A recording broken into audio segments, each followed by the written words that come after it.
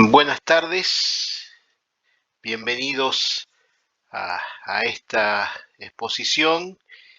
Hoy vamos a tratar los temas relacionados con el uso de los datos que nos proporcionan los GPS y su aplicación para la reconstrucción de siniestros.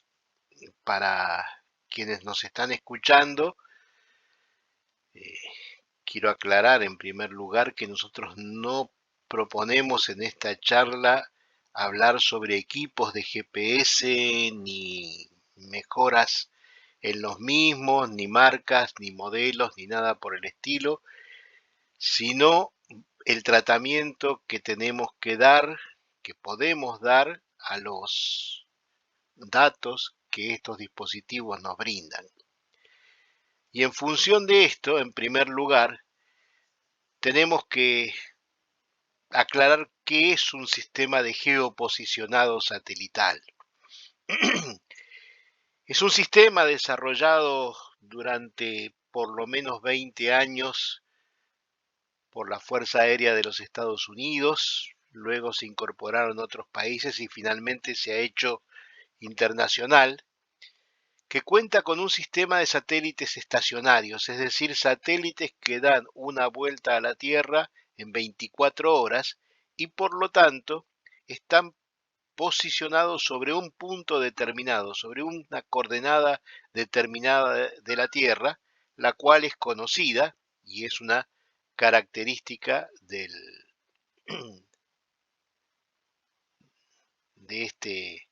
satélite. Otro elemento importante del sistema son los centros terrestres de referencia. Y esos centros terrestres de referencia están dados por receptores fijos, o sea, estaciones fijas que toman la señal de los satélites y generan un ángulo de la dirección de donde viene esa señal, es decir, la posición del satélite, en un momento determinado, en un tiempo determinado. Y el otro elemento es un elemento móvil o no, en el cual estamos posicionados nosotros y del cual queremos corregir o conocer la latitud y longitud, es decir, nuestra posición en la Tierra. Estos tres elementos generan un sistema de triangulación, es decir, hay una dirección formada desde nuestra posición hacia cada uno de los satélites y una dirección de cada uno de los satélites respecto a una estación fija cuyas coordenadas son conocidas. En función de eso, disponiendo de al menos 3 satélites, podemos tener la posición en latitud y longitud que estamos ocupando en el momento en que hacemos la medición, en el momento en que hacemos la recepción de los datos en la Tierra.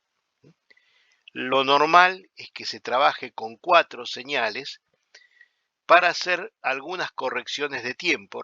Tengan en cuenta que son señales electromagnéticas que van a la velocidad de la luz o próximas a la velocidad de la luz. Por lo tanto, la diferencia de altura de los satélites y la diferencia de posición hace que cada uno nos esté enviando señales en distintos momentos y haya que hacer una corrección. Los algoritmos para hacer esa corrección no son complicados, pero no es motivo de nuestra charla. Y lo cierto es que si estamos en un lugar donde tenemos alcance a por lo menos 4 satélites, es posible obtener nuestra posición de latitud y longitud en la Tierra, de altitud respecto del nivel del mar, que es otra referencia que tenemos con la estación base, con el receptor de referencia, y el momento, el tiempo, un tiempo estandarizado en el que hemos hecho esa ese posicionamiento, que hemos detectado nuestra posición. Porque si estamos moviéndonos, con el correr del tiempo, nuestra posición irá cambiando. Y justamente es esta propiedad que tenemos de medir nuestra posición en la Tierra en términos de latitud, longitud y altitud, y en términos de tiempo, lo que le da a este sistema la capacidad de ser una fuente de datos muy valiosa y muy precisa para establecer el movimiento de un cuerpo en la Tierra que tenga un sistema de recepción y registro de los valores determinados por este sistema. Lo que nosotros vemos normalmente es nuestro equipo, es decir, nuestro GPS, el elemento que es un extremo de esta cadena, y esto es importante que lo tengamos en cuenta. Y por otro lado, lo que vemos es un gráfico que en realidad es un diagrama aproximado, dibujado por un algoritmo de computadora que nos grafica una posición determinada. No es que esté haciéndolo mal, solo que el gráfico, como tiene una escala, tiene errores de medición sobre esa escala y no es un elemento que pueda ser tomado, digamos, como fuente de datos precisos. Nosotros vemos entonces, esta sería la presentación que el sistema nos brinda a nosotros. ¿Qué es lo que estamos hablando? ¿Qué es latitud? Creo que todos lo conocen, pero latitud es el ángulo recorrido respecto al ecuador en el sentido de norte a sur. Todos los puntos de igual latitud forman un paralelo, es decir, un círculo paralelo al ecuador que está a una distancia tal de manera que los radios de ambos círculos, el del ecuador y el de nuestro paralelo, forman en un determinado plano vertical un ángulo llamado latitud. Y por otro lado, longitud es también un círculo que recorre la Tierra de norte a sur, llamado meridiano, y que también tiene un radio que forma con un meridiano de referencia, que es el meridiano de Greenwich, al que por convención se ha adoptado la longitud cero, el ángulo que llamamos longitud. Es decir, latitud y longitud son ángulos. Son ángulos entre dos radios de dos círculos, en un caso paralelos y en otros casos que se intersectan de norte a sur, en un plano norte-sur del globo terráqueo. Cuando nosotros recibimos una señal de GPS, lo que recibimos entonces es un conjunto de datos crudos que nos fijan espacio y tiempo en un determinado momento de nuestra posición, o si ustedes quieren, de la posición del GPS. Y es importante conocer este sistema de datos crudos porque vamos a ver más adelante que hay una segunda presentación más simplificada de los GPS, pero que contiene errores por los motivos que vamos a explicar. En la inmensa mayoría de los casos, si no en todos, la estructura de los datos que vienen presentados es la que mostramos aquí. Es decir, hay tres primeros símbolos que refieren a que se está haciendo un registro de geoposición, Y las primeras 6 cifras indican la fecha en formato día, mes, año. Es decir, aquí tenemos un registro hecho el 22 de febrero de 2012.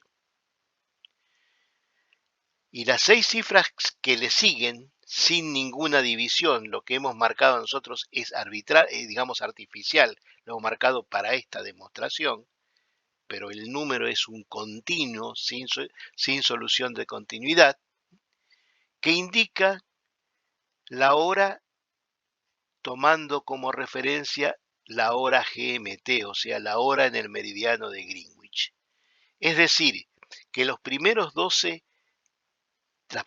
cifras de la estructura de datos de GPS están indicando tiempo, instante de la medición.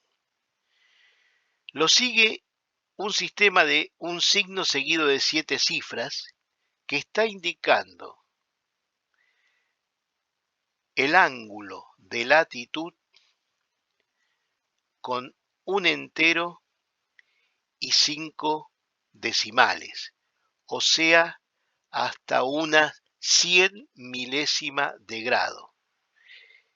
El signo que tiene adelante está indicando que sur. Por convención, la latitud hacia el sur es negativa y hacia el norte es positiva. Y de igual manera el siguiente signo, que es el siguiente grupo de elementos, es también un signo seguido de cifras que indica la longitud. En este caso el signo negativo indica que es al oeste del meridiano de Greenwich. Si fuera positivo sería al este del meridiano de Greenwich. Es decir, hay 4 bloques que son determinantes. El que indica la fecha, el que indica la hora, el que indica latitud y el que indica longitud. Siempre están en ese orden y siempre están siguiendo la convención que estamos diciendo aquí. Todo lo que sigue a continuación es un conjunto, digamos, refiere a un conjunto de parámetros que hacen a la calidad de la medición. Están dando datos acerca de errores que podría haber tanto en posición o en tiempo, lo que nosotros no vamos a tomar en cuenta porque carece de todo interés para nosotros. No tenemos capacidad de procesar esa información. Por lo tanto, no la vamos a tener en cuenta, no la vamos a leer. Pero sí vamos a tener muy claro estos 4 bloques de día, hora, latitud y longitud, recordando que siempre estamos hablando en latitud y longitud de ángulos en grados sexagesimales. Las 2 primeras cifras son enteros y las siguientes cifras, en el caso de la longitud, las primeras 3 cifras son enteros y las últimas 5 son decimales, o sea, 100 milésimos de grado.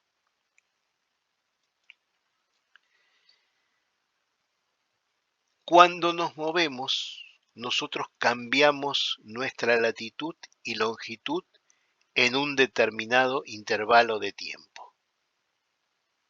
Es decir, cuando nos movemos tenemos un desplazamiento en el sentido este-oeste, una componente en la dirección de un paralelo y una componente de desplazamiento norte-sur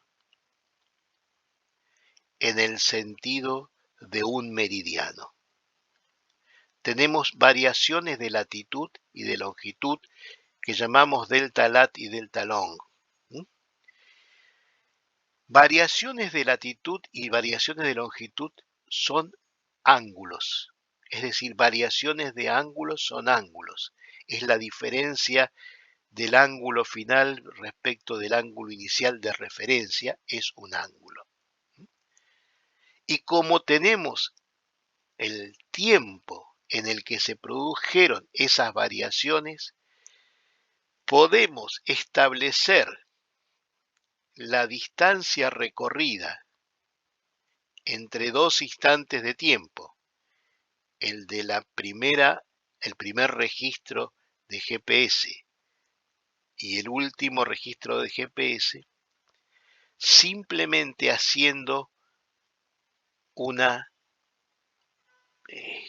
aplicando el teorema de Pitágoras y dividiéndolo por el tiempo. Y esto nos va a llevar a que nosotros podamos determinar la velocidad media de nuestro desplazamiento a lo largo de la recta S, que es la diagonal que une el desplazamiento delta lat y el desplazamiento delta long. Los segmentos NS y EO son arcos de circunferencia, y dado que el radio de la Tierra es un radio del orden de los 6.400 kilómetros, para desplazamiento de unas pocas milésimas de grado, podemos asimilar que ese arco es una línea recta. Es decir, si nos estamos moviendo a las velocidades convencionales con que nos movemos habitualmente, vamos a poder asumir que esta aproximación de aplicar el teorema de Pitágoras y transformar los dos arcos NS y este-oeste en segmentos de recta, vamos a poder aplicar toda la teoría que desarrollamos a continuación. La longitud del segmento norte-sur va a ser el radio de la Tierra por la variación de latitud, y la dirección este-oeste va a ser la variación de longitud por el radio por el coseno de la latitud, porque en este caso tendremos que tomar ya no el radio al centro de la Tierra, sino el radio del círculo en el plano del círculo del paralelo, que a medida que nos vamos acercando a los polos es cada vez más pequeño. Esta es la geometría que nosotros tenemos de un registro de GPS. Y aquí conviene que tengamos en cuenta qué es lo que vamos a medir. Nosotros tenemos dos puntos. El punto donde hicimos la primera medición y el punto donde hicimos la última. Conocemos latitud y longitud de ambos y podemos sacar la diferencia y aplicando las ecuaciones de determinar el desplazamiento en la dirección este-oeste y en la dirección norte-sur. Por lo tanto, podemos saber el desplazamiento S en la diagonal del cuadrilátero formado por estos dos segmentos, y dividido por el tiempo que medió entre la primera y la segunda lectura, obtener la velocidad media con que nos desplazamos en ese espacio. Fíjense ustedes que si nos estamos moviendo a velocidad constante, tanto la velocidad inicial como la velocidad final van a coincidir con la velocidad media. Pero si estuviéramos moviéndonos a una velocidad variable, por ejemplo, frenando, como de alguna manera lo estamos representando en esta curva, lo que vamos a estar midiendo es un valor promedio de la velocidad inicial y la velocidad final. Nuevamente, si la desaceleración fuese pequeña y el intervalo de tiempo fuera pequeño, o sea, tomamos los datos con mucha frecuencia, este error entre velocidad media y velocidad inicial, velocidad final, se va a amortiguar. Pero como vamos a ver en algunos casos, esto no siempre es posible, por distintos motivos, ya sea porque la velocidad y la variación de velocidad es alta, o ya sea porque el intervalo de registro de posicionamiento es muy amplio. Y entonces tenemos que recurrir a emular matemáticamente la función velocidad-tiempo con la desaceleración y establecer una equiparación de velocidad promedio.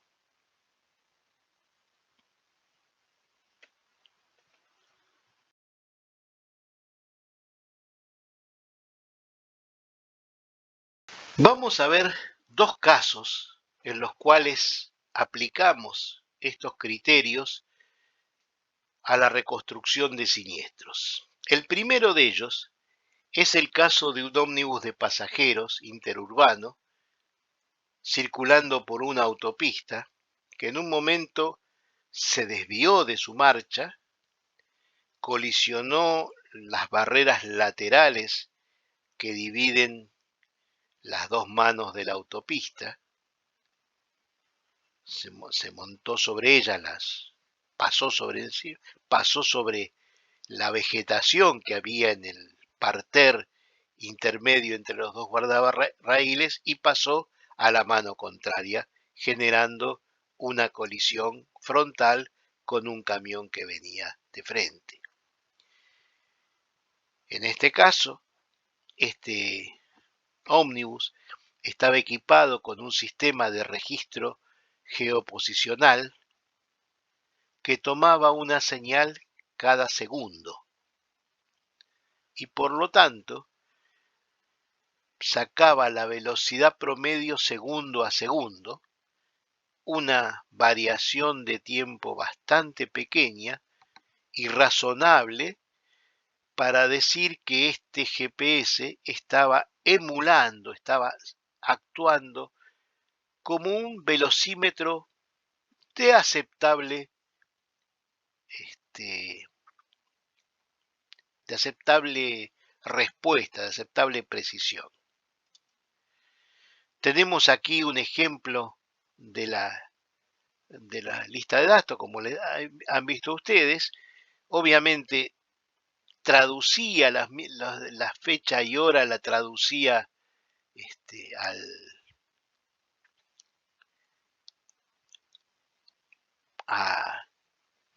al sistema, digamos, convencional nuestro, y luego tomaba latitud y longitud. Es decir, sigue los criterios que hemos expresado, el resto de los parámetros hablan de calidad,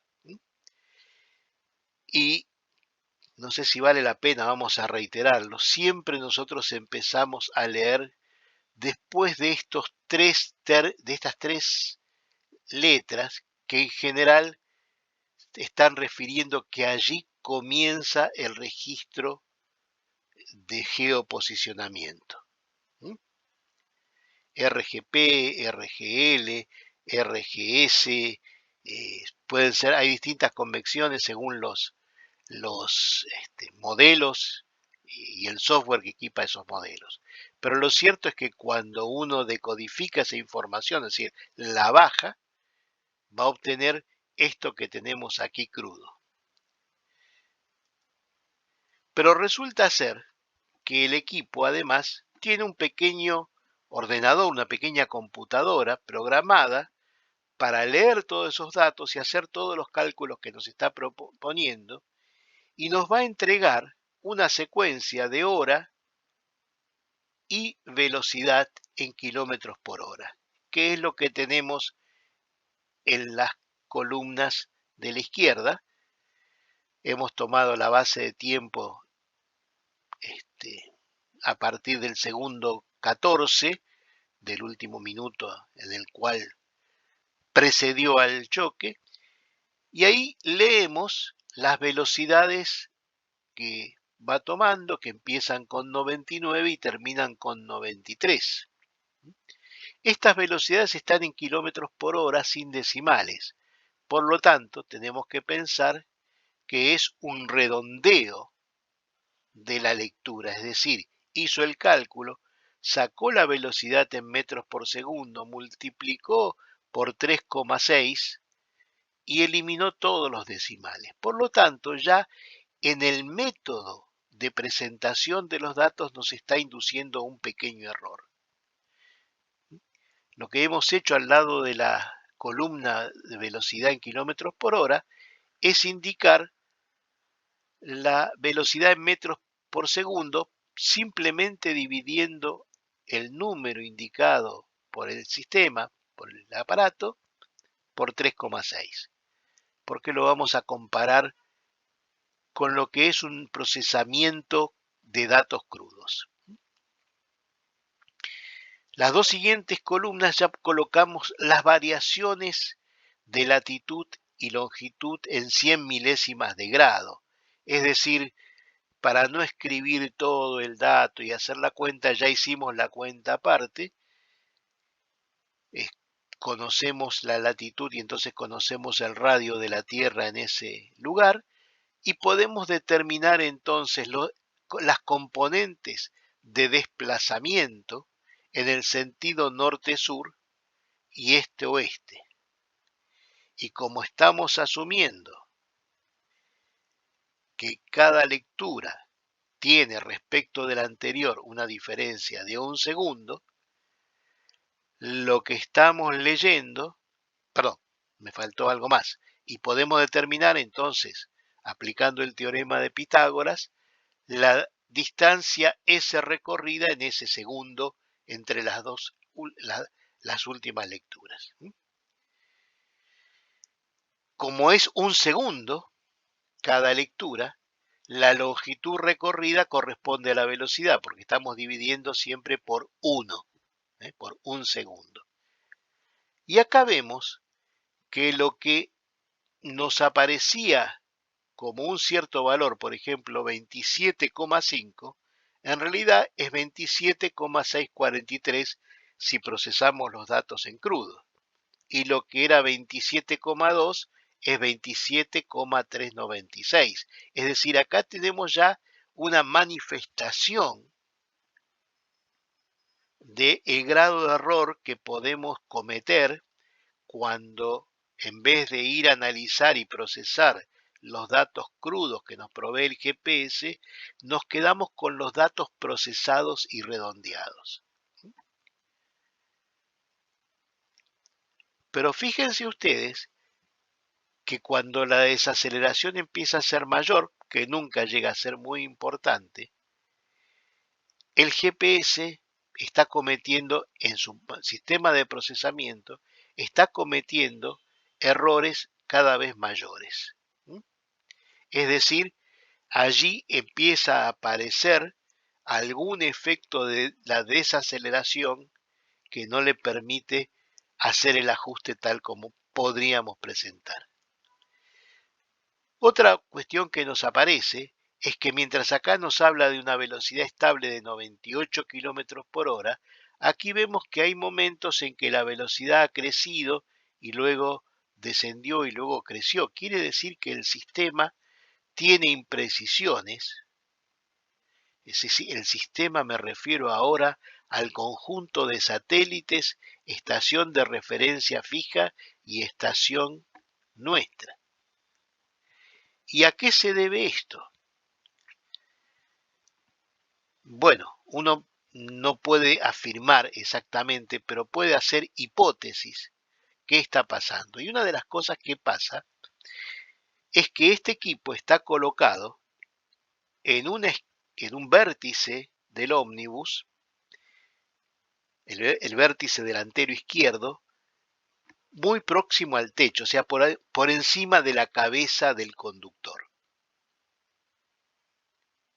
Y en esa posición, cuando el ómnibus hace movimientos de giro hacia un lado y hacia otro, la suspensión tiende a hacer que el chasis, el conjunto chasis y carrocería, balancee y por lo tanto hay movimientos que detecta el GPS, pequeños desplazamientos de algunos centímetros, que alteran lo que sería el desplazamiento del centro de masa inmóvil que nosotros siempre tenemos idealizado en el vehículo en movimiento. Es decir, hay una percepción muy sutil de movimientos que no hacen al desplazamiento del vehículo en el sentido de marcha, sino a oscilaciones de la carrocería, elevaciones y descensos, pero fundamentalmente desplazamientos laterales que el GPS registra como tal porque no tiene ningún sistema de, de corrección de ese fenómeno, ¿no es cierto? Por lo tanto, vemos en primer lugar que cuando queremos hacer análisis fino de datos, tenemos que sí o sí apelar al, al stock de datos crudos, de datos originales y procesarlo. En este caso, lo que hemos podido determinar, aceptando que la velocidad media en cada segundo es muy próxima a la velocidad de ambos extremos, porque hay poca variación de velocidad y porque la lectura se hace segundo a segundo, que hay una desaceleración muy baja de este ómnibus. Y esto es importante porque fíjense que esto abarca no solamente un tramo de desplazamiento en línea casi recta, con estas oscilaciones hacia un lado y hacia otro, sino que abarca también el momento en que comienza a desviarse el vehículo, los últimos instantes, donde prácticamente lo que hay es una desaceleración por rodadura, lo cual puede ayudarnos a presumir que en este momento el conductor ha dejado de accionar el acelerador, está el cambio puesto en la marcha que llevaba, posiblemente una marcha directa porque estaba a una velocidad de crucero, y no ha accionado el freno. Es una hipótesis, pero esta hipótesis nos permite pensar que algo ha ocurrido en el organismo del conductor que podría explicar la causa de este siniestro.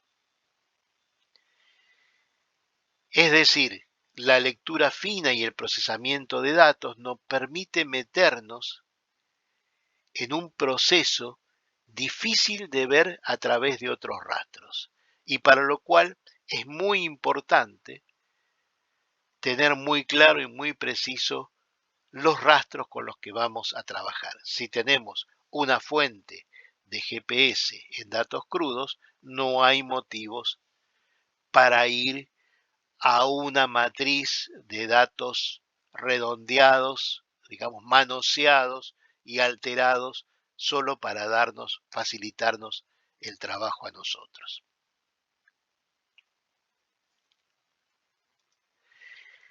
El segundo caso que vamos a analizar es mucho más interesante del punto de vista del procesamiento de estos datos y refiere a una de los accidentes más importantes de los últimos años en la Argentina. Es el tren interurbano que colisionó contra los paragolpes de fin de vía en la estación terminal de Once en febrero de 2012, ¿sí? El que hubo 51 muertos y 750 heridos, una tragedia que marcó un antes y un después en la historia de los ferrocarriles de pasajeros interurbanos. Este convoy estaba equipado, todos los convoyes de esta línea estaban equipados con sistemas de GPS en ambos extremos, o sea, tenían un GPS de cabecera y uno de cola, o sea, en el primer y el último coche, pero los datos que se registraban los tomaban en intervalos de 8 a 17 segundos. Y esto tiene una explicación. Aquí nadie quería medir la velocidad de marcha del tren en términos precisos, sino tener ubicado dónde estaba cada convoy en la red eh, de vías del servicio, o sea, ubicarlo bien, y tener cada 10 o 15 segundos una imagen de una velocidad promedio. Con esa información ya estaban más que satisfechos. Tengan ustedes en cuenta que cada registro ocupa un lugar de memoria, por lo tanto, disminuir el número de registros para un sistema de control de tráfico como era el que es, digamos, el que gobernó la implementación de estos sistemas de GPS en los convoyes, era esencial. O sea, no estamos hablando de un sistema de mala calidad, simplemente estamos en un sistema donde hay una economía de uso de la memoria porque está controlando simultáneamente a más de una decena de formaciones en movimiento. El problema que tuvimos acá es que, como en todos los GPS, nos devolvía una información decodificada en kilómetros por hora. Es decir, teníamos grandes intervalos de tiempo y encima el dato que nos entregaba era un dato que ya estaba cargado de un error de posición, de cálculo.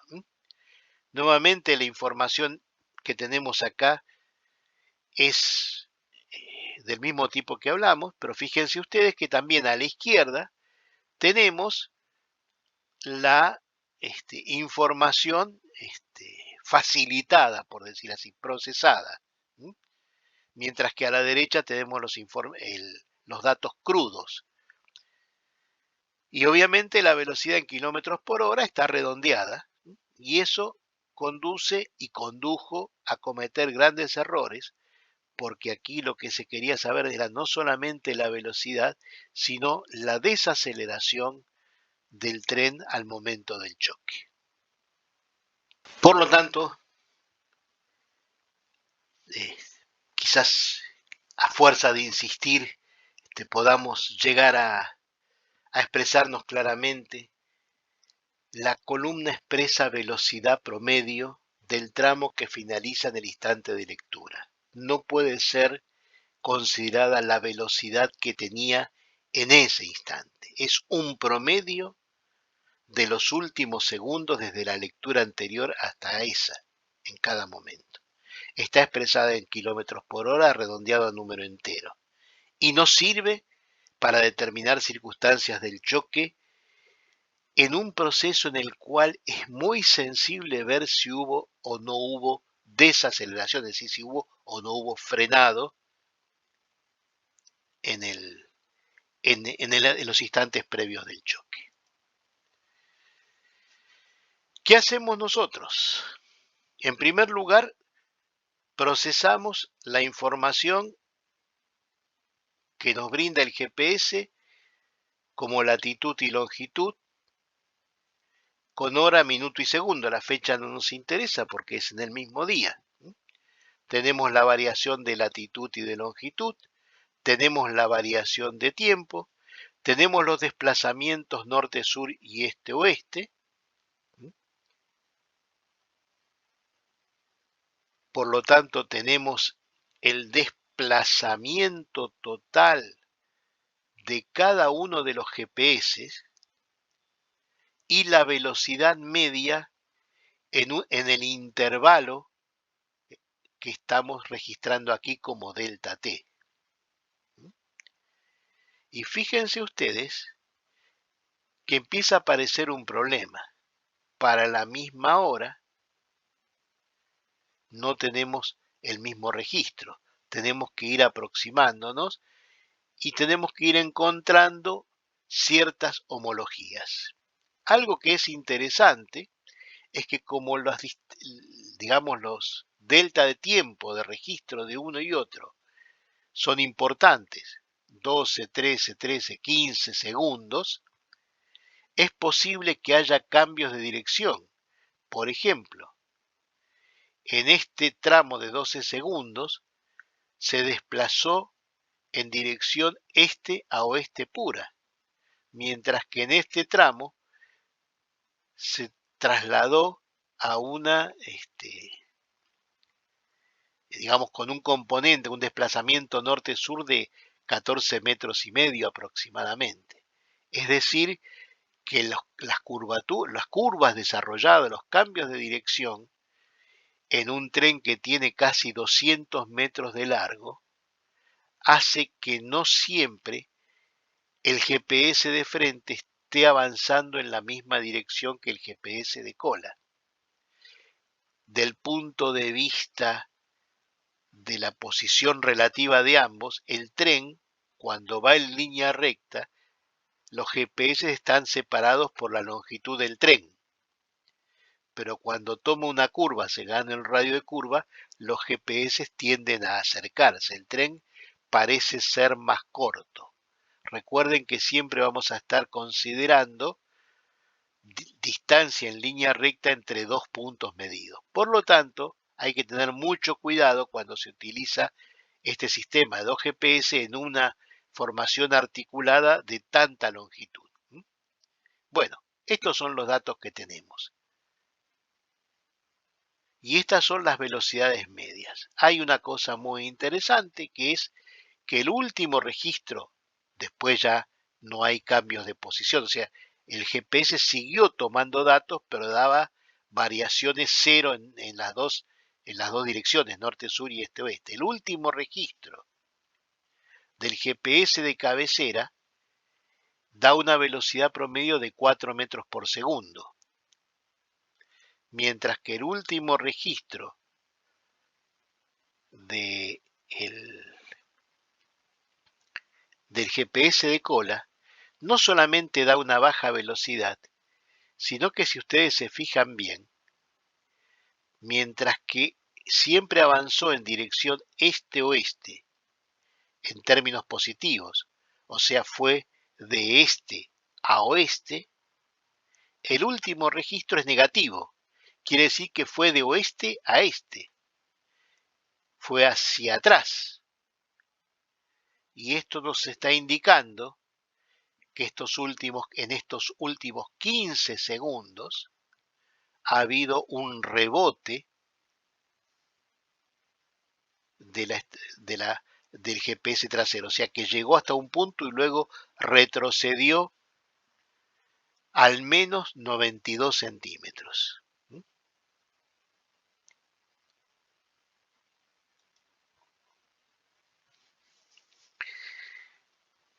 Una de las cosas que uno puede observar en este caso, que por razones difíciles de explicar,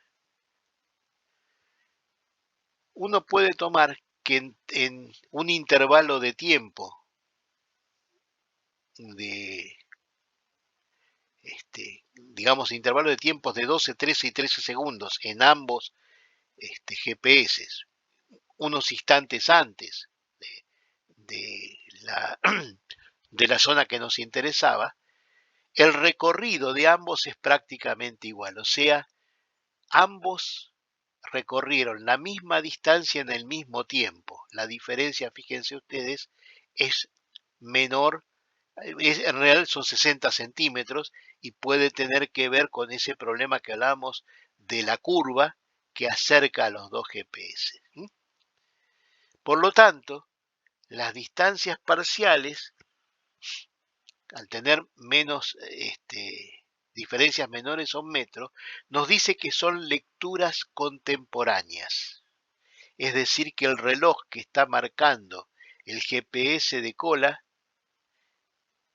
está atrasado respecto del GPS de cabecera en 5 segundos. Esta es una comprobación que hicimos y que después, digamos, lo que va a venir después se va a demostrar que es así, que es la única forma de probar, digamos, de verificar el resto de los datos. Es decir, considerando este desplazamiento de tiempo. ¿Por qué razón uno y otro GPS leían un tiempo distinto? difícil de contestarlo el por qué, pero fácil de determinar que lo hacían y cuál era la magnitud. Y es importante porque nosotros vamos a tener un mejor registro de la marcha del choque con el GPS de cola que con el GPS de cabecera. Y ahora vamos a ver por qué.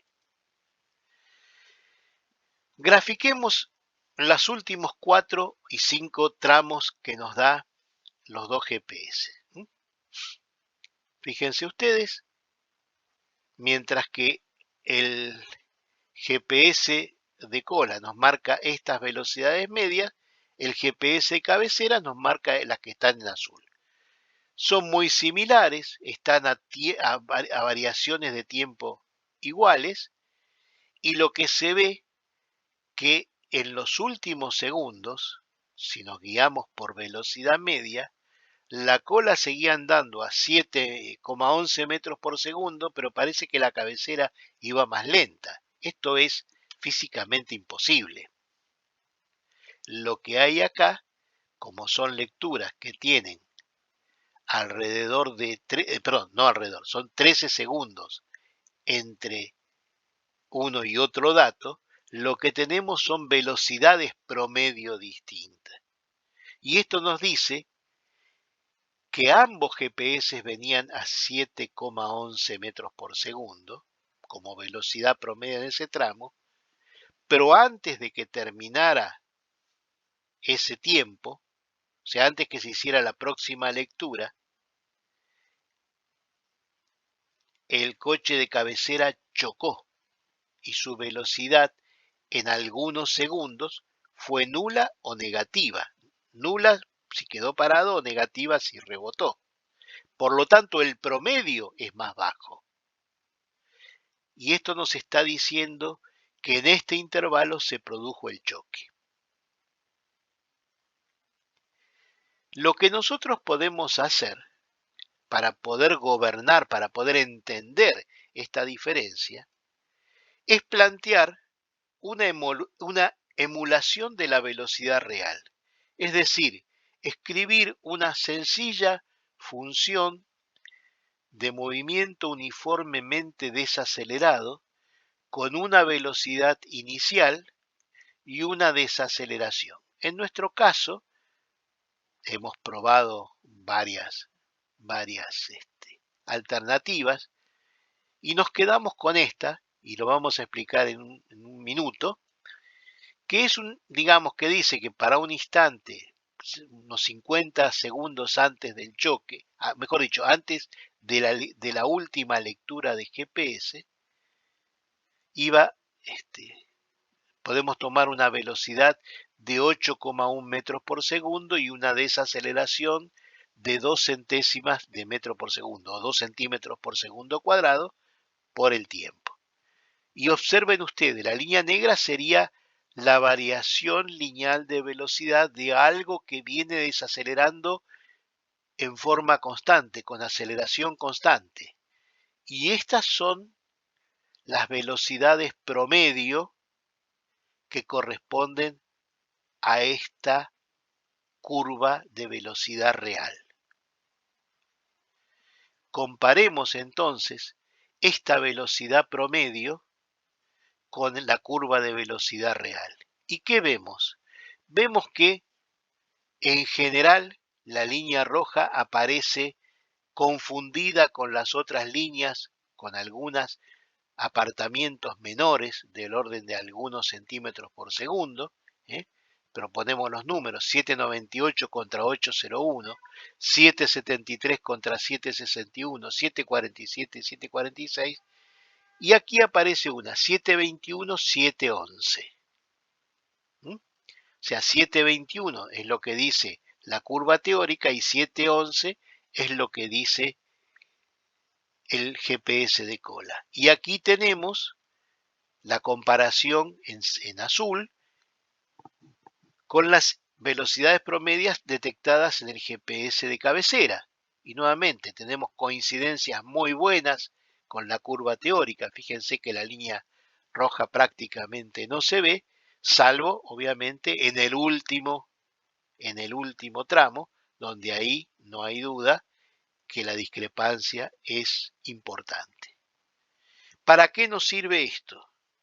Nos sirve para decir que tenemos una curva que representa la velocidad real del tren en todo este tramo y la desaceleración del tren. Una desaceleración que se corresponde a lo que llaman un tren a la deriva, lo que nosotros diríamos en punto muerto, ¿m? Para un vehículo automotor. Es decir, está sin aceleración y sin freno, está avanzando libre. Es la rodadura libre de una llanta de acero sobre un raíl de acero, ¿no? Así que es totalmente razonable. Ahora bien, ahora que tenemos una curva que nos aproxima muy bien a la realidad, repito, una curva cuyos valores promedio en los distintos intervalos coincide con los valores promedio leídos por ambos GPS, salvo en el último donde está justamente la perturbación. Entonces, ahora que tenemos la curva, podemos decir si esta es la curva real, en qué momento chocó, a qué velocidad y con qué desaceleración. Y esto es lo que nosotros representamos.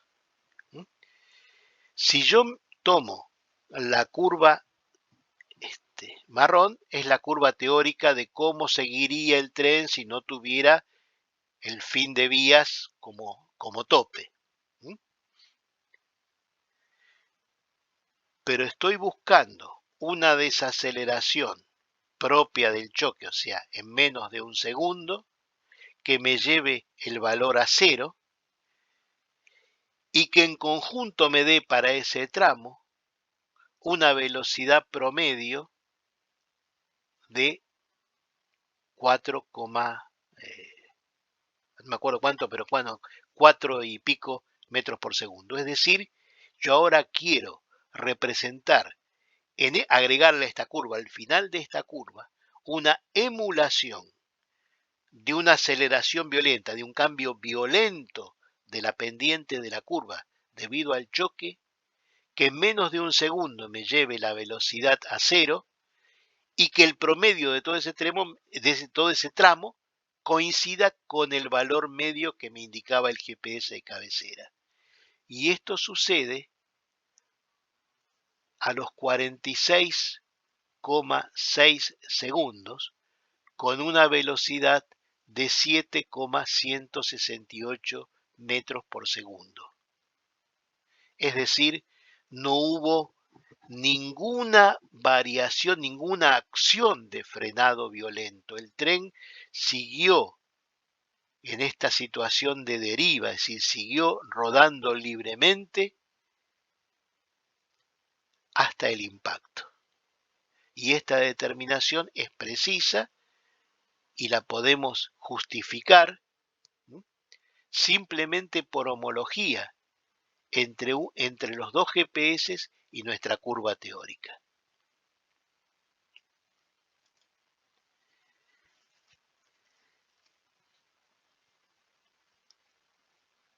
Por lo tanto, nosotros podemos afirmar que el choque se produjo en ese intervalo del cual ya habíamos visto, que la velocidad de impacto fue del orden de los 7 metros por segundo, o sea, muy poco por encima de los 25 kilómetros por hora, y que no hubo ninguna acción de frenado en los 50 segundos que llevó recorrer los 380 metros finales.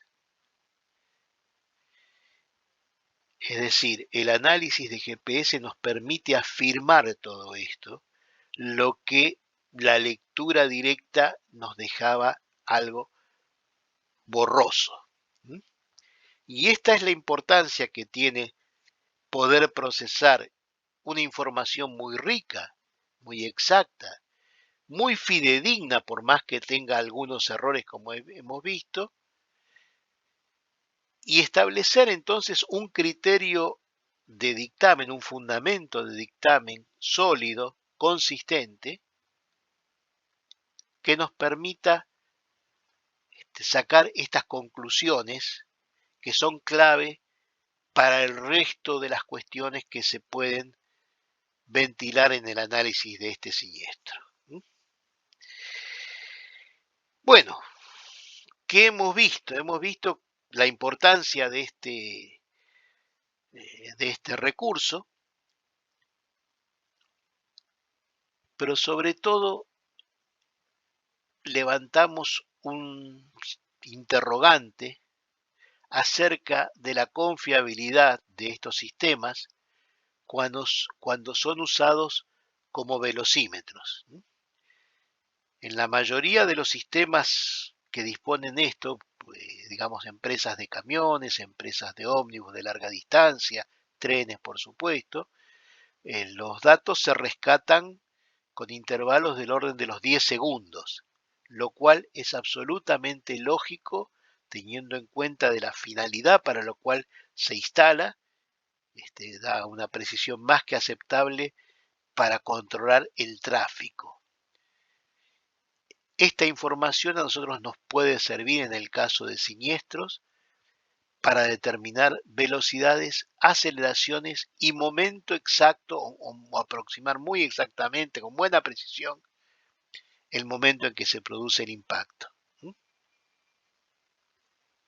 Siempre y cuando tengamos la capacidad de procesar esa información dejando de lado todo lo que el sistema nos ofrece como facilidad y que en realidad tiende a hacer menos claro el problema.